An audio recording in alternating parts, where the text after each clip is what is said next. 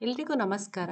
ನಂದು ಡಿಗ್ರಿ ಮುಗ್ದಿದೆ. ನಾನು ಜಸ್ಟ್ ಪಾಸ್ ಆಗಿದ್ದೀನಿ. ಇವಾಗ ನಾನು ಗೌರ್ನಮೆಂಟ್ ಜಾಬ್ ಸೇರ್ಕೋಬೇಕಂತ ಆಸೆ ಇದೆ. ಸೊ, ನಾನು ಎಲಿಜಿಬಲ್ ಆಗ್ತೀನಾ? ಇಲ್ಲ ನಾನು ಪಿ-ಯು-ಸಿ ಅಷ್ಟೇ ಆಗಿದೆ. ನನ್ಗೆ ಯಾವ ಗೌರ್ಮೆಂಟ್ ಜಾಬ್ ಸಿಗುತ್ತೆ? ಮತ್ತೆ ಎಲ್ಲಿ ಕಾಲ್ ಮಾಡ್ತಾರೆ? ನನ್ನ ಎಲಿಜಿಬಿಲಿಟಿ ಆಗ್ತೀನಾ ಅಂತ ಚೆಕ್ ಮಾಡ್ಕೊಳ್ಳೋದು ಹೆಂಗೆ? ಮತ್ತೆ ಅದು ಯಾವ ಪ್ಯಾಟರ್ನ್ ಇರುತ್ತೆ? ಏನೇನು ಓದಬೇಕು?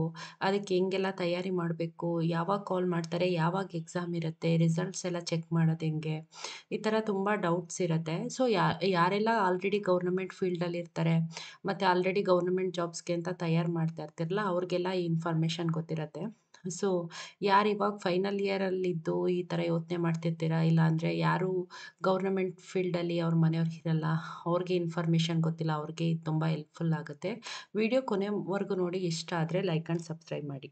First one KPSC, second one KEA. Almost 90% of Karnataka government jobs ಇವೆರಡು ಆರ್ಗನೈಸೇಷನ್ ಅಂಡರಲ್ಲೇ ನಡೆಸ್ತಾರೆ. ಫಸ್ಟ್ ಒನ್ KPSC ಬಂದು ಕರ್ನಾಟಕ ಪಬ್ಲಿಕ್ ಸರ್ವಿಸ್ ಕಮಿಷನ್.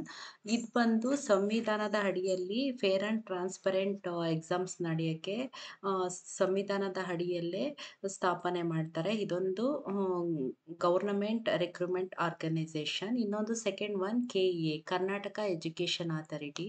ಇದು ಸ್ಟೇಟ್ ಗೌರ್ನಮೆಂಟ್ ಅಂಡರಲ್ಲೇ ಸ್ಥಾಪನೆ ಆಗಿರುತ್ತೆ. ಇದು ಬಂದ್ಬಿಟ್ಟು government exams and entrance exams ಎರಡನ್ನೂ ನಡೆಸುತ್ತೆ. ಇನ್ನು ಎಕ್ಸಾಂಪಲ್ ಈಗ KPTCL, KSP. KSP ಅಂದರೆ ಪೊಲೀಸ್ ಡಿಪಾರ್ಟ್ಮೆಂಟು, ಫಾರೆಸ್ಟ್ ಡಿಪಾರ್ಟ್ಮೆಂಟು, ಮತ್ತು ಹೈಕೋರ್ಟ್ದು. ಇದೆಲ್ಲ ಏನಂದರೆ ಅವ್ರದ್ದೇ ಓನ್ ಸೆಕ್ಟರ್, ಅಂದರೆ ಒಂದು ಡಿಪಾರ್ಟ್ಮೆಂಟ್ ಇರುತ್ತೆ. ಸೊ, ಅವ್ರಿಗೆ ಬೇಕಾಗಿರೋ ಜಾಬ್ಸ್ನೆಲ್ಲ ಅವ್ರ ಡಿಪಾರ್ಟ್ಮೆಂಟ್ ಥ್ರೂನೇ ನಡೆಸ್ತಾರೆ. ಇಲ್ಲ ಅಂದರೆ ಅವರು ಒಂದೊಂದು ಸರಿ KEA ಕೊಡ್ತಾರೆ, ಒಂದೊಂದು ಸತಿ KPSC ಕೊಡ್ತಾರೆ. Example KSP, Karnataka state police. ಮೊದಲು ಕರ್ನಾಟಕ ಸ್ಟೇಟ್ ಪೊಲೀಸ್ಗೆ ಯಾವುದೇ ಕಾನ್ಸ್ಟೇಬಲ್ಲು, ಸಬ್ ಇನ್ಸ್ಪೆಕ್ಟ್ರು, ಅವ್ರ ಡಿಪಾರ್ಟ್ಮೆಂಟಿಗೆ ಬೇಕಾಗಿ ಜಾಬ್ಸ್ನೆಲ್ಲ ಅವರೇ ಕಂಡಕ್ಟ್ ಮಾಡ್ತಾಯಿದ್ರು KSP. ಬಟ್ ಇವಾಗ ಅದನ್ನು KEA ಕೊಟ್ಟಿದ್ದಾರೆ ನಡೆಸೋದಕ್ಕೆ. ಹಂಗೆ ಇವಾಗ KPTCL ಅವರು ಇವಾಗ ಅವ್ರಿಗೆ ಬೇಕಾಗಿ ಜಾಬ್ಸ್ನೆಲ್ಲ ಅವರೇ ನಡೆಸ್ತಾ ಇದ್ದಾರೆ. ಒಂದೊಂದು ಸರಿ ಅವ್ರಿಗೆ ನಡ್ಸೋಕ್ಕೆ, ರಿಕ್ರೂಟ್ ಮಾಡೋಕ್ಕೆ ಅದನ್ನು KEA ಕೊಡ್ತಾರೆ. ಸೊ, ನೀವು ಈ BMRCL ಅಂದರೆ ಮೆಟ್ರೋಗೆ ಮೊದಲು ಅವರೇ ಜಾಬ್ಸ್ ನಡೆಸ್ತಾ ಇದ್ರು. ಅವ್ರಿಗೆ ಬೇಕಾಗಿರೋ ಡಿಪಾರ್ಟ್ಮೆಂಟ್ಗೆ ಬೇಕಾಗಿರೋದನ್ನ ಅವರೇ ನಡೆಸ್ಕೊಂಡು ಅವರೇ ರಿಕ್ರೂಟ್ ಮಾಡ್ಕೋತಿದ್ರು. ಇವಾಗ KPSC ಕೊಟ್ಟಿದ್ದಾರೆ. ಸೊ, ಇವೆರಡು ಮೇಯ್ನ್ KPSC, KEA ಬಂದು ರಿಕ್ರೂಟ್ ಆರ್ಗನೈಸೇಷನ್. ಒಂದು ಸಂವಿಧಾನದ ಅಡಿಯಲ್ಲಿ ಸ್ಥಾಪನೆ ಆಗಿದೆ, ಒಂದು ಕರ್ನಾಟಕ ಗೌರ್ನಮೆಂಟ್ ಅಡಿಯಲ್ಲೇ ಸ್ಥಾಪನೆ ಆಗಿದೆ. ಇವೆರಡು ರಿಕ್ರೂಟ್ಮೆಂಟ್ಗೆ ಅಂತಲೇ ಇರುವಂಥದ್ದು. ಬಟ್ ಬೇರೆ ಎಲ್ಲ ಏನಂದರೆ ಅದು ಓನ್ ಡಿಪಾರ್ಟ್ಮೆಂಟ್ ಸೆಕ್ಟರ್ಸ್ ಇರುತ್ತೆ. ಅವು ಆ ಡಿಪಾರ್ಟ್ಮೆಂಟ್ಗಳಿಗೆ ಜಾಬ್ಗೆ ಬೇಕಾಗಿದ್ದನ್ನು ಅವರವರೇ ರಿಕ್ರೂಟ್ ಮಾಡ್ಕೋತಾರೆ. ಒನ್ ಟೈಮ್ ಅದನ್ನು KEAಗೆ ಇಲ್ಲ KPSCಗೆ ನಡ್ಸಕ್ಕೆ ಕೊಡ್ತಾರೆ. ಸೊ, ನೀವು ಅದನ್ನು ಅವಾಗವಾಗ ಚೆಕ್ ಮಾಡ್ತಾ ಇದ್ರೆ ವಾರದಲ್ಲಿ 1 ದಿನ ಮೀನ್ಸ್ ಸಂಡೇನೋ, ಸ್ಯಾಟರ್ಡೇನೋ ನಿಮ್ಗೆ ಯಾವಾಗ ಟೈಮ್ ಸಿಗುತ್ತೆ ಅದನ್ನ ಮೊಬೈಲಲ್ಲೇ 5 ಮಿನಿಟ್ಸ್ ಟೈಮ್ ಕೊಟ್ಟು ನೀವು ಗೌರ್ನಮೆಂಟ್ ಜಾಬ್ಸ್ ತಗೋಬೇಕು ಅಂತ ಇದ್ದರೆ, ಗೌರ್ನಮೆಂಟ್ ಫೀಲ್ಡಲ್ಲೇ ಹೋಗಬೇಕು ಅಂತ ಇದ್ದರೆ, ವಾರಕ್ಕೆ 5 ಮಿನಿಟ್ಸ್ ಟೈಮ್ ಕೊಟ್ಟು ಮೊಬೈಲಲ್ಲಿ ಅವಾಗವಾಗ ಚೆಕ್ ಮಾಡಿಕೊಂಡ್ರೆ ಇವೆರಡು ವೆಬ್ಸೈಟ್ ಚೆಕ್ ಮಾಡಿ. ಮತ್ತು ನೀವು ಪರ್ಟಿಕ್ಯುಲರ್ಲಿ ಯಾವ ಡಿಪಾರ್ಟ್ಮೆಂಟು, ಇವೆರಡು ವೆಬ್ಸೈಟ್ ಮೇಯ್ನು KPSC, KEA. ಅದಲ್ಲದೆ ನೀವು ಮೆಟ್ರೋದಲ್ಲೇ ಜಾಬ್ಸ್ ಬೇಕಂದರೆ ಇವೆರಡು ಅಲ್ಲದೆ BMRCL, ಇಲ್ಲ ಪೊಲೀಸ್ದೇ ಬೇಕಂದರೆ ಇವೆರಡು ಅಲ್ಲದೆ KSP. ಈ ಥರ ಬೇಕಂದರೆ ಅದನ್ನು ಸಪ್ರೇಟಾಗಿ 5 ಮಿನಿಟ್ಸ್ ಟೈಮ್ ಕೊಟ್ಟು ಚೆಕ್ ಮಾಡಿಕೊಂಡ್ರೆ ನಿಮಗೆ ನೋಟಿಫಿಕೇಷನ್ ಆಗೋದು, ಇಲ್ಲ ರಿಸಲ್ಟ್ ಬಂದಾಗ ರಿಸಲ್ಟ್ ಬರೋದು, ಮತ್ತು ಸಬ್ಜೆಕ್ಟ್ಸ್ ಏನಂತ ತಿಳ್ಕೊಳ್ಳೋದು, ನೀವು ಎಲಿಜಿಬಿಲಿಟಿ ಇರ್ತೀರಾ ಅಂತ ತಿಳ್ಕೊಳ್ಳೋದು ಎಲ್ಲನೂ ಚೆಕ್ ಮಾಡ್ಕೊಂಡು ಹೋಗ್ಬೋದು. ಸೊ, ಇದನ್ನ ಇವಾಗ ಹೆಂಗೆ ಓಪನ್ ಮಾಡಬೇಕು, ಹೆಂಗೆ ಚೆಕ್ ಮಾಡಬೇಕು ಅಂತ ತೋರಿಸ್ತೀನಿ. ಫಸ್ಟ್ ಒನ್, ಇವಾಗ ನೀವು ಗೂಗಲ್ ಓಪನ್ ಮಾಡ್ತೀರಾ, ಇಲ್ಲ ಯಾವನೇ ಓಪನ್ ಮಾಡ್ತೀರಾ. ಫಸ್ಟ್ ಇಲ್ಲಿ ಬಂದುಬಿಟ್ಟು ಲಿಂಕ್ ಏನು ಕೊಡೋದೇನು ಅವಶ್ಯಕತೆ ಇಲ್ಲ, ಡೈರೆಕ್ಟಾಗಿ KPSC ಅಂತ ಹೊಡೀರಿ. ಮತ್ತು ಇದು ಕೇರಳ ಪಬ್ಲಿಕ್ ಸರ್ವಿಸ್ ಕಮಿಷನ್ ಅಂತಲೂ ಇದೆ, ಅದು ಕೇರಳ ಡಿಪಾರ್ಟ್ಮೆಂಟಿಗೆ ಸೇರಿದ್ದು. ಬಟ್ ನೀವು Karnataka public service commission click ಮಾಡಿ. ಇಲ್ಲಿ ನಿಮಗೆ ಡ್ಯಾಶ್ ಬೋರ್ಡ್ ಬರುತ್ತೆ. ನಿಮಗೆ ಇಂಗ್ಲೀಷ್ ಬೇಕಂದರೆ ಇಂಗ್ಲೀಷ್ ಮಾಡ್ಕೊಳ್ಳಿ, ಕನ್ನಡ ಬೇಕಂದರೆ ಕನ್ನಡ ಮಾಡ್ಕೊಳ್ಳಿ. ಇಲ್ಲಿ ನೋಟಿಫಿಕೇಷನ್ ಕ್ಲಿಕ್ ಮಾಡಿದ್ರೆ ಯಾವ್ಯಾವ ಜಾಬ್ಸ್ದು ನೋಟಿಫಿಕೇಷನ್ ಆಗಿದೆ ಇಲ್ಲೆಲ್ಲ ಬಂದ್ಬಿಡುತ್ತೆ, ಯಾವ್ಯಾವ ಜಾಬ್ದು. ಈಗ ನೀವು ಪರ್ಟಿಕ್ಯುಲರ್ಲಿ ಇಲ್ಲಿ KS ಆಫೀಸರ್ ಕಾಲ್ಡ್ ಆಗಿದೆ, ಇದು ಕಾರಿಜೆಂಡಮ್ ಬಂದಿದೆ. ಸೊ, ಇವಾಗ ನಿಮ್ಗೆ ನೋಟಿಫಿಕೇಷನ್ ಆಗಿ ಅದರಲ್ಲಿ ತಿದ್ದುಪಡಿ ಬಂದ್ರೂ ಇಲ್ಲಿ ಅದು ನಿಮ್ಗೆ ನೋಟಿಫೈ ಆಯಿತು. ನೀವು ಆ ನೋಟಿಫಿಕೇಷನ್ ಏನು ತಿದ್ದುಪಡಿ ಆಗಿದೆ ಅಂತ ನೋಡಬೇಕಂದ್ರೆ ಇದನ್ನು ಕ್ಲಿಕ್ ಮಾಡಿದ್ರೆ ಅದು ಬರುತ್ತೆ. ನೆಕ್ಸ್ಟು ಇವಾಗ ನೀವು ಪರ್ಟಿಕ್ಯುಲರ್ಲಿ ಅಗ್ರಿಕಲ್ಚರಲ್ ಆಫೀಸರ್ ಕಾಲ್ ಮಾಡಿದ್ದಾರೆ ನೋಡಿ, ಅದು ಕಾರಿಜಂಡಮ್ ಬಂದಿದೆ.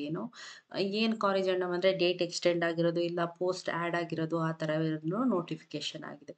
ಇದೇ ಥರನೇ ನಿಮಗೆ ಏನೇನು ಕಾಲ್ ಲ್ಯಾಂಡ್ ಸರ್ವೇಯರು, ಮತ್ತು agriculture post, engineer post, motor vehicle inspector, R T O officer, group C post ಎಲ್ಲ ಇಲ್ಲಿ ನೋಟಿಫಿಕೇಶನ್ ಆಗಿದೆ. ಇವಾಗ ನಿಮಗೆ ಅದು ನಾನು ಎಲಿಜಿಬಿಲಿಟಿ ಇದೀನಾ, ಎಜುಕೇಷನ್ಸ್ ಏನು, ಅದ್ರ ಬಗ್ಗೆ ಡೀಟೇಲ್ಸ್, ಆ ಜಾಬ್ಗೆ ಏನೇನು ಅವಶ್ಯಕತೆ ಇದೆ, ಮಾರ್ಕ್ಸ್ ಎಲ್ಲ ಎಷ್ಟಿರಬೇಕು ಅದನ್ನೆಲ್ಲ ತಿಳ್ಕೊಬೇಕಂದ್ರೆ ನೀವು ಯಾವ ಪೋಸ್ಟಿಗೆ ಹಾಕ್ಬೇಕಂತಿದ್ದೀರಾ ಅದ್ರ ಮೇಲೆ ಇವಾಗ R T O officer click ಮಾಡಿದೆ. ನೀವು ಕ್ಲಿಕ್ ಮಾಡಿದ್ರೆ ನಿಮಗೆ ಮೀನ್ಸ್ ಏಜ್ ಎಷ್ಟಿರಬೇಕು ನೋಡಿ, ಕನಿಷ್ಠ 18 ವರ್ಷ, ಗರಿಷ್ಠ 38, ಮತ್ತು ಯಾವ್ಯಾವ ಕ್ಯಾಸ್ಟ್ಗೆ ಎಷ್ಟೆಷ್ಟು ಗರಿಷ್ಠ ಇರಬೇಕು ಅಂತಲೂ ಕೊಟ್ಟಿದ್ದಾರೆ. ನಿಮಗೆ ಇನ್ನು ಒಂದು ನೋಟಿಫಿಕೇಷನ್ ಡೌನ್ಲೋಡ್ ಮಾಡ್ಕೊಬಿಟ್ರೆ ನಿಮಗೆ ಏಜ್ ಎಷ್ಟಿರಬೇಕು, ಇದು ಮಿನಿಮಮ್ ಎಷ್ಟಿರಬೇಕು, ಮ್ಯಾಕ್ಸಿಮಮ್ ಎಷ್ಟಿರಬೇಕು, ಮತ್ತು ಅಪ್ಲಿಕೇಶನ್ ಫೀಸು, ಇದು ಕಾರಿಜಂಡಮ್ ಮಾತ್ರ. ಸೊ ಕಾರಿಜಂಡಮಲ್ಲಿ ಇಲ್ಲೇನೋ ಚೇಂಜಸ್ ಆಗಿರೋದು ಅಷ್ಟೇ ಕೊಟ್ಟಿದ್ದಾರೆ. ನೀವು ನೋಟಿಫಿಕೇಷನ್ ಡೌನ್ಲೋಡ್ ಮಾಡಿದ್ರೆ ಈ ನೋಟಿಫಿಕೇಷನ್ಲೆ ನಿಮಗೆ application starting date, application closing date, ಮತ್ತು ಅಪ್ಲಿಕೇಶನ್ ಹೇಗೆ ಅಪ್ಲೈ ಮಾಡೋದು ಹೇಗೆ, ಮತ್ತು ಕ್ವಾಲಿಫಿಕೇಷನ್ ಅರ್ಹತೆ ಏನಿರಬೇಕು, ಮತ್ತು ಹೇಗೆ ಅಪ್ಲೈ ಮಾಡೋದು, ಮತ್ತು ನಿಮಗೆ ಪರೀಕ್ಷಾ ಕೇಂದ್ರಗಳು ಹೆಂಗೆ ಸರ್ಚ್ ಮಾಡೋದು, ವೇಳಾಪಟ್ಟಿ ಯಾವಾಗ, ಮೀನ್ಸ್ ಹ್ಯಾಂಡಿಕ್ಯಾಪ್ ಅವ್ರಿಗೆ ಯಾವ ಥರ ವಿನಾಯಿತಿ ಇರುತ್ತೆ, ಈ ಥರ ಎಲ್ಲ A to Z ಡೀಟೇಲ್ಸ್ ಈ ನೋಟಿಫಿಕೇಷನ್ಸಲ್ಲೇ ಇರುತ್ತೆ. ಮತ್ತು ಯಾವ್ಯಾವ ಕ್ಯಾಸ್ಟಿಗೆ ಎಷ್ಟೆಷ್ಟು ಪೊಸಿಷನ್ಸ್ ಇದೆ, ಮತ್ತು ಸ್ಯಾಲ್ರಿ ಎಷ್ಟು, ಪ್ರತಿಯೊಂದು A to Z ಇನ್ಫಾರ್ಮೇಷನ್ ನಿಮ್ಗೆ ಒಂದು ನೋಟಿಫಿಕೇಷನ್ ಸಿಕ್ಬಿಡತ್ತೆ. ಸೊ ನಿಮಗೆ ಯಾವ್ಯಾವ ಪೋಸ್ಟದ್ ಬೇಕೋ ಅದನ್ನು ಅಲ್ಲಿ ಕ್ಲಿಕ್ ಮಾಡಿ ನೋಟಿಫಿಕೇಷನ್ ತೊಗೊಂಡು ಇಲ್ಲಿ ಸರ್ಚ್ ಮಾಡ್ಕೊಂಡು ನೋಡಿ. ಈಗ ಈ ಈ ಪೋಸ್ಟಲ್ಲಿ ಏನೇನು ಪೋಸ್ಟಿಗೆ ಎಷ್ಟೆಷ್ಟು ಪೋಸ್ಟ್ ಇದೆ ಅಂತಲೇ ಕೊಟ್ಬಿಟ್ಟಿದ್ದಾರೆ. ಸೊ ಹಿಂಗೆ ಒಂದು ನೋಟಿಫಿಕೇಷನ್ ಲೋಡ್ ಮಾಡ್ಕೊಂಡು ಹಿಂಗೆ ಫುಲ್ ಓದ್ಬಿಟ್ರೆ ಸಾಕು, ನಿಮ್ಮದು ಕ್ವಶನ್ಸ್ಗೆಲ್ಲ ಆನ್ಸರ್ ಸಿಕ್ಬಿಡತ್ತೆ. ಏಜ್ ಏನಿರಬೇಕು, ಎಜುಕೇಷನ್ಸ್ ಏನಿರಬೇಕು, ಸ್ಯಾಲ್ರಿ ಎಷ್ಟು, ಹೇಗೆ ನಡೆಸ್ತಾರೆ, ಹೇಗೆ ಅಪ್ಲೈ ಮಾಡೋದು, ಪೋಸ್ಟ್ ಎಷ್ಟಿದೆ, ನನ್ನ ಕ್ಯಾಸ್ಟಿಗೆ ಎಷ್ಟಿದೆ, ಪ್ರತಿಯೊಂದು A to Z ಸಿಕ್ಬಿಡುತ್ತೆ. ಇದೇ ಥರ ಕೆ ಎ ಬಂದು ಹೆಂಗೆ ಕ್ಲಿಕ್ ಮಾಡಿದ್ರೆ ರಿಕ್ರೂಟ್ಮೆಂಟ್ಗೆ ಹೋಗಿ KS, ಗ್ರೂಪ್ ಸಿ ಇದೆ, ಕರ್ನಾಟಕ ಲೆಜಿಸ್ಲೇಟಿವ್ ಕೌನ್ಸಿಲು, PSI ನೋಡಿ. PSIದು ಬಿಫೋರ್ 2022-23 ಎಲ್ಲ PSI ಇದೆಲ್ಲ KSP ಅವರೇ ನಡೆಸ್ತಾಯಿದ್ರು. ಬಟ್ ಇವಾಗ KE ಕೊಟ್ಟಿದ್ದಾರೆ. ವಿಲೇಜ್ ಅಡ್ಮಿನಿಸ್ಟ್ರೇಟಿವ್ ಆಫೀಸರ್ದಿದೆ, ಮತ್ತು KPCL, ಮತ್ತು ಸಿವಿಲ್ ಜಡ್ಜಸ್ಸು, ಮತ್ತು BMRCL ಅವರೆಲ್ಲ 2022 ಎಲ್ಲ ಅವರೇ ನಡೆಸ್ಕೋತಾ ಇದ್ರು, ಅವ್ರ ಸೆಕ್ಟರ್ಗೆ ಬೇಕಾಗಿರುವಂಥ ಪೋಸ್ಟರ್ಸ್ ಎಲ್ಲ. ಬಟ್ ಅವ್ರು ಇವಾಗ KE ಕೊಟ್ಟಿದ್ದಾರೆ. ಸೊ ನೀವು ಪರ್ಟಿಕ್ಯುಲರ್ಲಿ ಇವಾಗ ಯಾವ್ದಾದ್ರು ಪೋಸ್ಟ್ ಬೇಕಂದರೆ ಅಲ್ಲೇ ಸರ್ಚ್ ಮಾಡ್ಕೊಳ್ಳಿ. ಮೇಯ್ನ್ KPSC KE ಸರ್ಚ್ ಮಾಡಿಕೊಂಡ್ರೆ 90% ಇದೆ. ಅದರಲ್ಲೇ ನೀವು ಪರ್ಟಿಕ್ಯುಲರ್ಲಿ ನನಗೆ ಅದೇ ಪೋಸ್ಟಿಗೆ ಬೇಕು ಅನ್ನೋದಾದರೆ ಅಲ್ಲೊಂದ್ಸರಿ ಹೋಗಿ ಚೆಕ್ ಮಾಡಿ. ಈಗ ಎಕ್ಸಾಂಪಲ್ KPTCL 2022 KE ಕೊಟ್ಟಿದ್ದಾರೆ, ಇವ್ರು ನಡೆಸಿದ್ದಾರೆ. ಬಟ್ 2024 ಒಂದು ಅವರೇ ನಡೆಸಿದ್ರು. ಸೊ ನಿಮ್ಗೆ ಪರ್ಟಿಕ್ಯುಲರ್ KPTCLಗೆ ನಾನು ಹುಡುಕ್ತಾ ಇದ್ದೀನಿ, ಸರ್ಚ್ ಮಾಡ್ತಿದ್ದೀನಿ ಅನ್ನೋದಾದರೆ KPTCL ಅಂತ ಕೊಟ್ಟು ಅಲ್ಲೂ ಕ್ಲಿಕ್ ಮಾಡಿಬಿಟ್ಟು ಅಲ್ಲಿ ರಿಕ್ರೂಟ್ಮೆಂಟ್ ಅಂತ ಕೊಟ್ಟರೆ ಇಲ್ಲೇನಾದರೂ ಕಾಲ್ ಮಾಡಿದರೆ ಇಲ್ಲೂ ಗೊತ್ತಾಗ್ಬಿಡುತ್ತೆ, ಇಲ್ಲಿಲ್ಲ ಅಂದರೆ ಅಲ್ಲಿರುತ್ತೆ. ಸೊ ನೀವು ಏನು ಮೇನ್ KPSC ನೋಡ್ಕೊಳ್ಳಿ. ಸೊ ಅವೆರಡು ಮಿಸ್ ಆದರೆ ಅಲ್ಲಿ ಕೊಟ್ಟಿಲ್ಲ ಅಂದರೆ ಇಲ್ಲಿರುತ್ತೆ. ನೀವು ಇವಾಗ ಪರ್ಟಿಕ್ಯುಲರ್ BMRC ನೋಡ್ತಿದ್ರೆ ಅದೊಂದು ಚೆಕ್ ಮಾಡ್ಕೊಳ್ಳಿ, KPSC. ಸೊ ಈಗ ಮಾಡಿಕೊಂಡ್ರೆ ಯಾವುದೂ ಮಿಸ್ ಆಗಲ್ಲ.